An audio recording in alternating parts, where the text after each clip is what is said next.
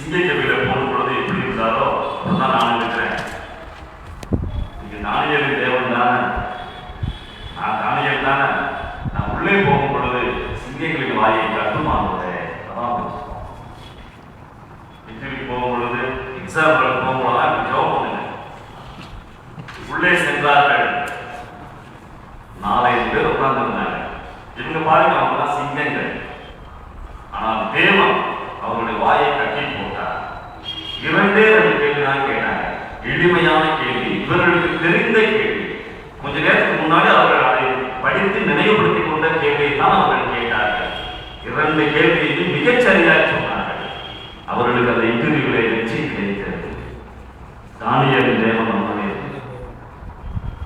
எங்கே சென்றாலும் இதை நினைவில் வைத்துக் கொள்ள வேண்டும். ஆண்டவரே, தானியேலை போல என்னை உள்ளே அனுப்புகிறேன், நீர் சிங்கங்களின் வாயை கட்டி போடும் ஆண்டவரே. தானியேல் சொல்கிறார், நான் தேவன் பேரில் விசுவாசமாய் இருந்தபடியால் ஒரு சேதமும் இல்லை.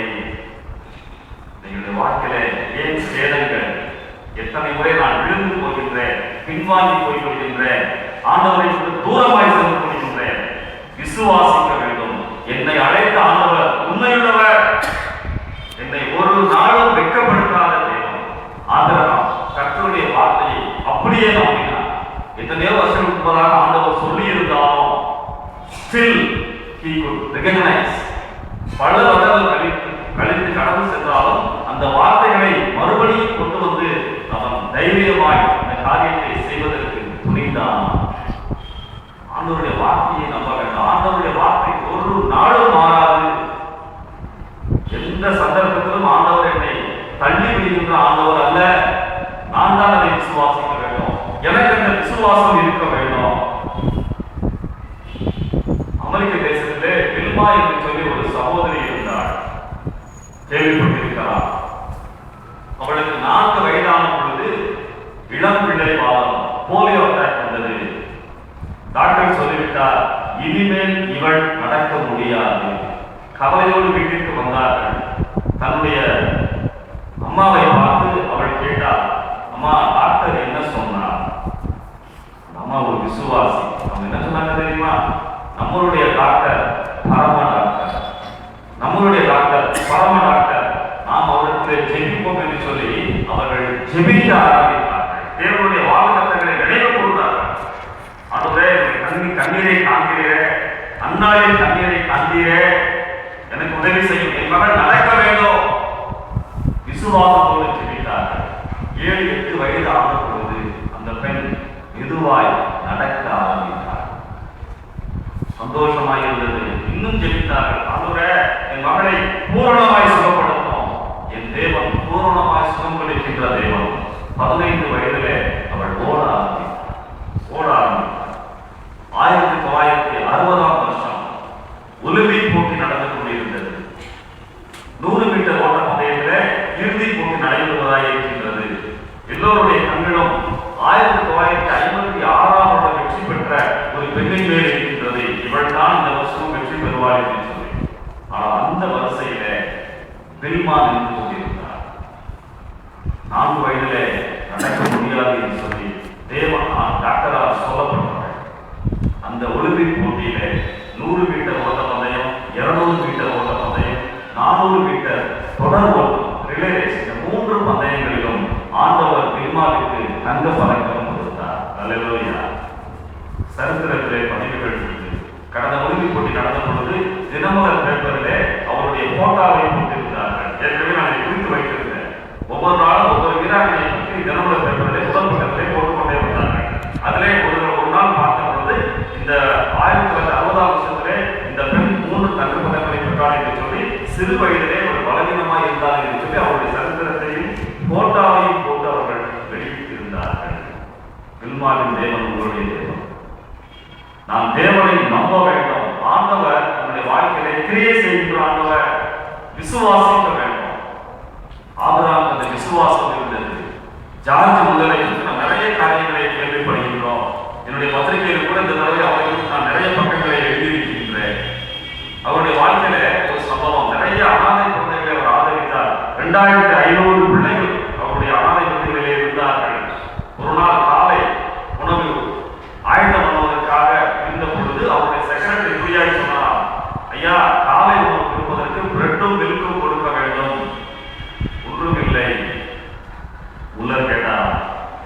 பிரேக்ஃபாஸ்ட் கொடுப்பதற்கு இன்னும் எவ்வளவு நேரம் இருக்கிறது? ஐயா 8 நிமிடம் இருக்கின்றது, இன்னும் 8 நிமிடத்திலே எல்லோரும் வந்து விடுவார்கள். 8 நிமிடத்திலே என் தேவன் பெரிய காரியங்களை செய்வார். அதான் அப்படி விசுவாசம். 8 நிமிஷம் இருக்கலாம், என் தேவன் பெரிய காரியங்களை செய்வார் என்று சொல்லி தன் அறைக்கு சென்று உலகால் ஜெபிக்க ஆரம்பித்தார். என்ன நடந்தது தெரியுமா? ஒரு கதவை தட்டினார். கதவை தட்டின பொழுது இப்படியாக பதில் சொன்னார், ஐயா எங்களுடைய முதலாளி ஒரு லாரி நிறைய பிரெட் அனுப்பி இருக்கின்றார், உங்களுக்கு கொடுக்க சொன்னார், விசேஷங்களுக்காக வாங்கி நிறைய மீதமாகிவிட்டது என்று சொல்லி உங்களுக்கு கொடுக்க சொன்னார் என்று சொல்லி ஒரு லாரி நிறைய பிரெட் வந்து இறங்கினாரா. மில்க் செக்ரட்டரி ஒரே ஆச்சரியம், பிரெட் வந்து விட்டது, மில்க் எங்கே? சரியா 8 மணிக்கு ஒரு கதவை தட்டினார். அவர் இப்படியா சொன்னாரா, ஐயா நான் உங்கள் அனாதை விடுதியை கடந்து செல்கின்ற பொழுது என்னுடைய லாரி பஞ்சர் ஆகி விட்டது. நல்ல கவனிய, கரெக்டா முன்னாடி போறப்ப ஆணி குத்திருச்சு. நான் என்னுடைய முதலாளியை தொடர்பு கொண்டு நான் பேசினேன். அவர் சொன்னார், அதை சரி செய்வதற்கு நேரமாகும், வண்டியிலே பாதை இருக்கின்றது, அதை கெட்டுவிடும், உடனே உன் கண்ணிலே இருக்கின்ற யாராவது தெரிஞ்சவர் இருந்தால் தேவையான இடங்களுக்கு இடம் இருக்கிறது என்று சொன்னால் இந்த பாதை கொடுத்து என்று சொன்னார். நான் கண்களை ஏற்று பார்த்தேன், உங்களுடைய அனாதை விடுதி தென்பட்டது, கொண்டு வந்திருக்கின்றேன். சரியா 8 மணிக்கு எல்லாம் சந்திக்கப்பட்டது. விசுவாசம் தேவனிடத்திலே என்னை கொண்டு சேர்க்கும். விசுவாசம் என் தேவைகளை சந்திக்கும். ஆபிரகாம் விசுவாசிகளின் தகப்பன் என்று சொல்லி அழைக்கப்பட்டதற்கு காரணம் என்ன? அவன் தேவனுடைய வார்த்தையை மறக்கவில்லை. எவ்வளவு வாக்குத்தத்தங்களை நாம் வேத புத்தகத்திலே நாம் வைத்திருக்கின்றோம். ஆண்டவர் எனக்காக எழுதி வைத்திருக்கின்றார். எந்த சந்தர்ப்பத்திலும், கஷ்டமான நேரத்திலும், கடினமான சூழ்நிலையிலும் நான் தேவனுடைய வார்த்தையை மறக்கக்கூடாது. என் தேவன் என்னை உயர்த்துகின்ற தேவன்.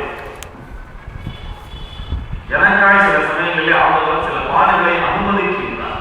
அது என்னுடைய நன்மைக்காக, இன்னும் ஆண்டவரை பற்றி பிடிப்பதற்காக, வளருவதற்காக. ஆபிரகாம் தேவனுடைய வார்த்தையை விசுவாசித்தான் என்று நாம் பார்க்கின்றோம். 2வது காரியம் வாசிங்க, ஆதியாகமம் 22ஆம் அதிகாரம் 12வது 22:12. கர்த்தாவே, அதே பலியிடுகிற சம்பவம். இப்பொழுது அவர் பிள்ளையானன் மேல் உன் கையை போடாதே, அவனுக்கு ஒன்றும் செய்யாதே, நீ அவனை உன் புத்திரன் என்றும் உன் ஏகசுதன் என்றும் பாராமல் எனக்காக ஒப்புக் கொடுத்தபடியினால். போதியா நன்றி. ஆண்டவருக்கு சொல்லுகிற காரியங்களை பாருங்கள். நீ அவனை உன் புத்திரன் என்றும் ஏகசுதன் என்றும் பாராமல் எனக்காக ஒப்புக் கொடுத்தபடியா. இங்கே ஆண்டவர் ஆபிரகாமிடத்திலே பார்த்த காரியம் என்ன? அவனுடைய ஒரே மகனை, செல்லமாக வளர்த்த மகனை ஆண்டவருக்காக பலி கொடுக்க துணிந்தார். மறுபடியும் நான் திரும்ப பெற்றுக் கொண்டாலும் அந்த process was painful. நாம் பலி கொடுக்கின்ற நேரம் கடினமானது. பலியை கொடுக்கக்கூடியது என்னுடைய மகனுக்கு. இந்த பகுதியிலிருந்து நாம் அறிந்து கொள்ள வேண்டிய ஆவிக்குரிய சத்தியம் என்ன? He loved the giver, not the gift. ஆசீர்வாதங்களை அல்ல, ஆசீர்வதித்தவரை ஆபிரகாம் நேசித்தான். ஆண்டவரே, நீ என்னை ஆசீர்வதித்திருப்பீர், அது எனக்கு முக்கியமானவரே, நீர் எனக்கு முக்கியம். He loved the giver, not the gift. இது எனக்கு ஒரு ஆவிக்குரிய பாடம். ஆசீர்வாதங்களை அல்ல, ஆசீர்வதித்தவரை அவர் நேசித்தான். ஆண்டவரே, என்னுடைய வாழ்க்கையில விபத்துதான் ஆண்டவரே முதல் இடம். எனக்கு நிறைய ஆசீர்வாதங்களை கொடுத்திருந்தாலும் நீர் எனக்கு முக்கியமானவர் என்று சொல்லி அவன் ஆண்டவருக்கு தன்னுடைய வாழ்க்கையில முதலிடம் கொடுத்தான். தன்னுடைய குமாரனை அவன் அதிகமாய் நேசித்திருந்தாலும் என் குமாரனை காட்டிலும் எனக்கு குமாரனை கொடுத்த ஆண்டவர் முக்கியம். இன்றைக்கு ஆண்டவர் நம்மை பல விதங்களிலே ஆசீர்வதித்திருக்கின்றார். அதை காட்டிலும் நான் ஆண்டவரை நேசிக்கிறேனா என்பது முக்கியம். ஆண்டவர் இடையிலிருந்து எதிர்பார்க்கின்ற ஆண்டவர், என் பிள்ளை என்னை நேசிக்கிறார். பேதுருவை ஆண்டவர் சந்தித்த பொழுது, பேதுரு மறுதலித்து பிறகு ஆண்டவருக்கு வந்ததற்கு பிறகு, ஆண்டவர் வீழ்த்திருந்ததற்கு பிறகு, யோவான் 21ஆம் அதிகாரத்திலே பேதுருவையும் மற்ற சீஷர்களையும் ஆண்டவர் சந்திக்கின்றார். 15ஆம் வசனத்திலிருந்து ஆண்டவர் என்ன சொல்லுகின்றார்? பேதுருவிடத்திலே ஒரு கேள்வியை கேட்கின்றார். என்ன கேள்வி? என்ன பேதுரு வீடு கிடைச்சா? அப்படி கேட்கலையா? என்ன கேட்டாரு? நீ என்னை நேசிக்கின்றாயா?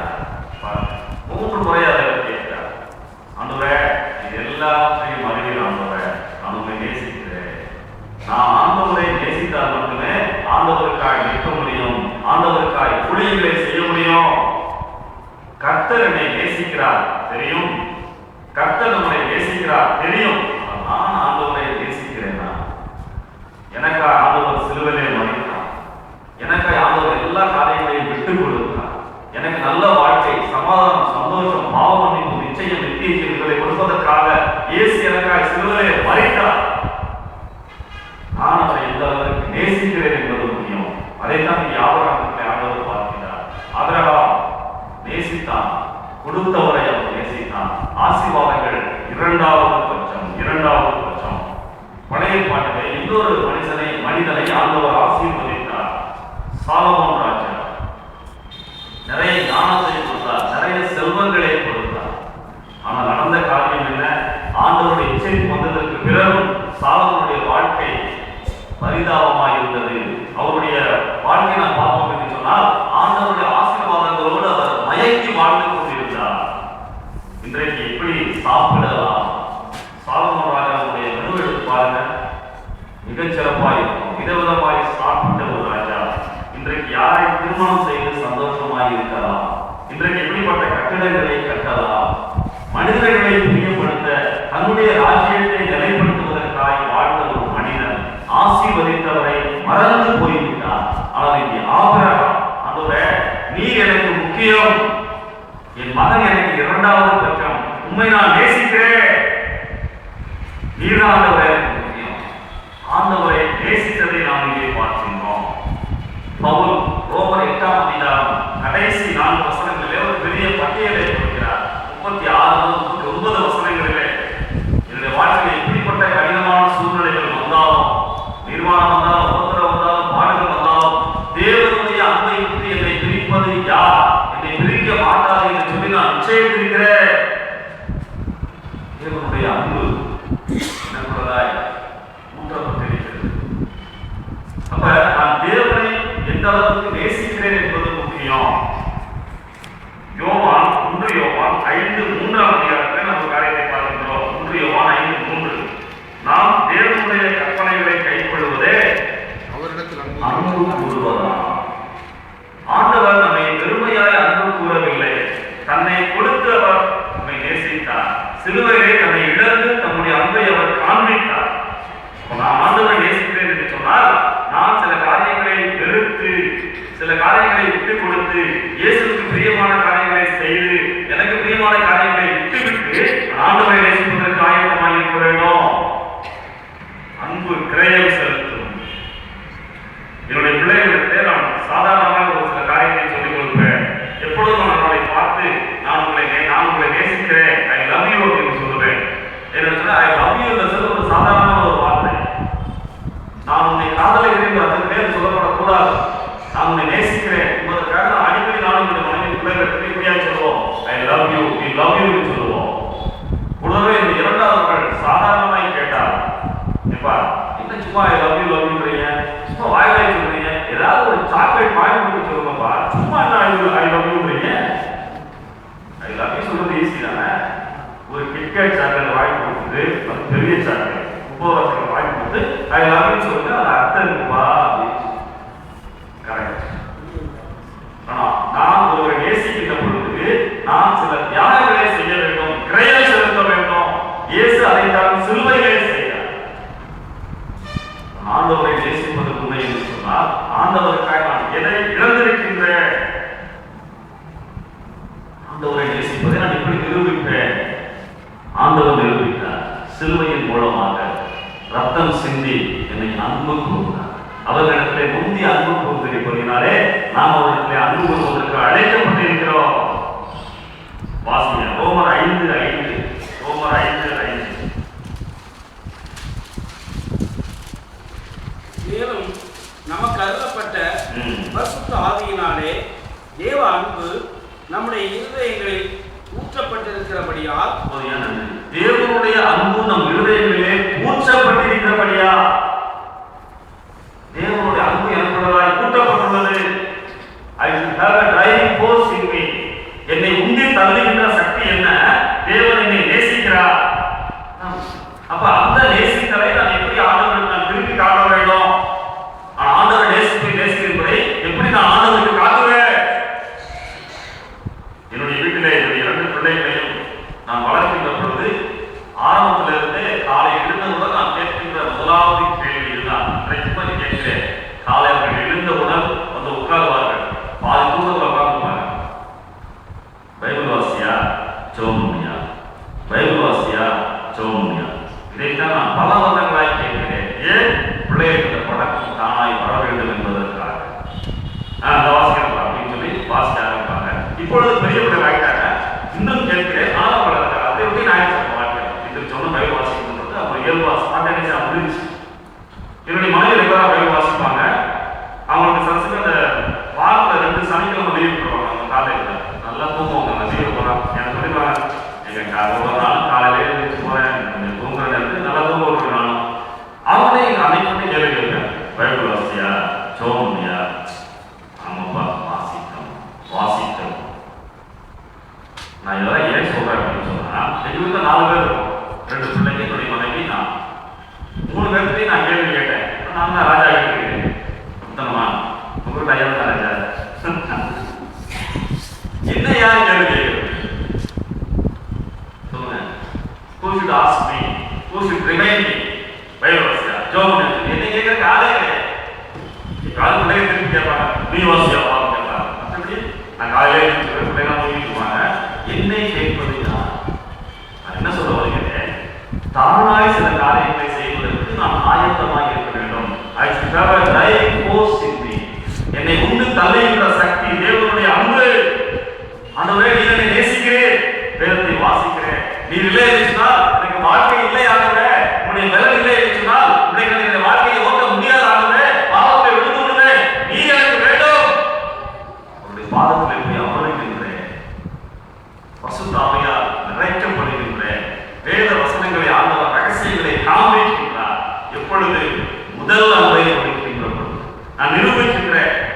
ஆண்டவரே, இந்த உலகத்துல நீர்தான் ஆண்டவரே எனக்கு முக்கியம். You are the first person in me. என்னுடைய வாழ்க்கையில நீர்தான் முதல் நபர். பிறகு குடும்பம், ஊழியம். ஆபிரகாம் தேவனை நேசித்தான். தன்னுடைய ஒரே மகனை எல்லாம் சொன்னாரு, ஏக சுடர் என்றும் பாராமல், உன் புத்திரன் என்றும் பாராமல் ஒப்பு கொடுத்தபடியா. ஆண்டவர் என்னுடைய ஒவ்வொரு செய்கைகளையும், இருதயத்தின் உண்மையான நோக்கங்களையும், the real intention of my heart, உண்மையான நோக்கங்களையும் அறிகின்ற ஆண்டவர். இதை நான் ஆண்டவரை நேசிப்பதற்கு எதை விட்டுக் கொடுத்திருக்கிறேன்? எல்லாவற்றையும் செய்வதற்கு எனக்கு அதிகாரம் உண்டு. நான் செய்யலாம். ஆண்டவரே, நான் உங்களுடைய பிள்ளையாளர்களே, நான் உண்மை நேசிக்கின்றேன், உமக்காக நான் சில காரியங்களை விட்டுக் கொடுக்கிறேன். ஊழியத்தின் ஆரம்ப நாட்கள்ல, லட்சுமியின் ஆரம்ப நாட்கள்ல எங்க திருச்சபையில வந்து மாலை கூட்டத்துக்கு கூட்டிட்டு போவாங்க. மாலை சுவிசேஷ ஊழியத்துக்காக கிராமங்களுக்கு செல்லுவோம். அப்போ ஊழியத்தின் ஆரம்ப நாட்கள் அப்போதான் நான் வந்து ஊழியத்துக்கு நான் முழுசா வரல, ஊழியத்துக்கு ஒப்பு கொடுத்திருந்தேன், லட்சுமிக்கு போதாய் வளர்ந்து கொண்டிருந்தேன். அப்ப கிராமங்களுக்கு போனோம்னா கிட்டத்தட்ட 3 மணிக்கெல்லாம் ஆலயத்துக்கு போயிடும். ஸோ அந்த நாட்கள்ல எல்லாம் அப்பதான் அந்த கிரிக்கெட் மேட்ச் எல்லாம் லைவ் காட்ட ஆரம்பிச்சாங்க. கரெக்டா மத்தியானம் அந்த மேட்ச் ஆரம்பிப்பாங்க, ஊழியத்துக்கு வாங்கன்னு வந்து நிற்பாங்க. எனக்கா மனசு கேட்காது. ஆரம்ப நாட்கள் ஊழியத்தை கட் பண்ணிடுவோமா, மழையெல்லாம் வரக்கூடாதா, இப்படிலாம் மனசுல ஓடும். அன்னைக்கு வந்து ஒன்றும் வராது. வேண்டாம் நான் ஊழியத்துக்கு தான் போயிருக்கேன், உண்மையை சொல்றேன். சரி, நம்ம ஊழியம் தான் முக்கியம். ஊழியத்தை விட்டுட்டு தேங்காய் விட்டு கேட்டு பேசலாம் பார்த்தோம்னா அது பாவம், அதெல்லாம் உணவுலாம் வரும். அதனால வேண்டாம் வெறுப்பாக நான் போயிருக்கேன். அதே ஆண்டவர் மாற்றி கொண்டே வந்தார். இப்ப நான் விரும்பி போகிறேன். அப்ப ஆண்டவரை நேசிப்பது என்று சொன்னால் சில காரியங்களை விட்டுக் கொடுப்பதற்கும் நான் ஆயத்தமாக இருக்க வேண்டும். நான் எதை செய்கிறேன்? ஆண்டவரை ஆசீர்வதிக்கின்றார். ஆசீர்வாதம் போதும் என்று சொல்லி ஓடுகின்ற கூட்டம் உண்டு. நான் உங்களை நேசிக்கிறேன் ஆண்டவரே, அதற்காக நான் இவைகளை செய்வதற்கு ஆயத்தம். இத்தனை பேர் சொல்ல முடியும். ஆண்டவர் எதிர்பார்க்கிறார். ஆண்டவர் ஆறாம் ஒரு காரியம் சொல்லி பார்த்துட்டே இருக்காரு. ஆபிரகாம் என்ன செய்கிறார்? ஆபிரகாம் சாயந்தரம் கூட கிளம்பல, காலையிலேயே கிளம்புறார், அதிகாலையிலே கிளம்பி விட்டார். துடிப்பு இருந்தது. ஆண்டவரை நீதான் முக்கியமானவரே. அந்த துடிப்பு நடப்பதாக இருக்க வேண்டும். ஆண்டவரை நான் நேசிப்பதற்கு, கிரயம் செலுத்துவதற்கு ஆயத்தமாக இருக்க வேண்டும். சிறிய சிறிய காரியங்களை விட்டு கொடுத்து அவர்களாய் வளர்வதற்கு நான் ஆயத்தமாக இருக்க வேண்டும். ஆண்டவரை இவர்களை செய்வதற்கான ஆயத்தம். மூன்றாவது இரண்டு காரியங்களை அவருடைய வாழ்க்கையிலே நாம் பார்த்தோம். முதலாவது காரியம், ஆபிரகாம் ஆண்டவருடைய வார்த்தையை அப்படியே நம்பினார். இரண்டாவது காரியம், ஆண்டவரை எல்லாவற்றுக்கும் மேலாக நேசித்தார். ஆசீர்வாதங்களை அல்ல, ஆசீர்வதித்தவரை அவர் நேசித்தார். மூன்றாவது காரியம், அதே 22:12 வாசிங்க.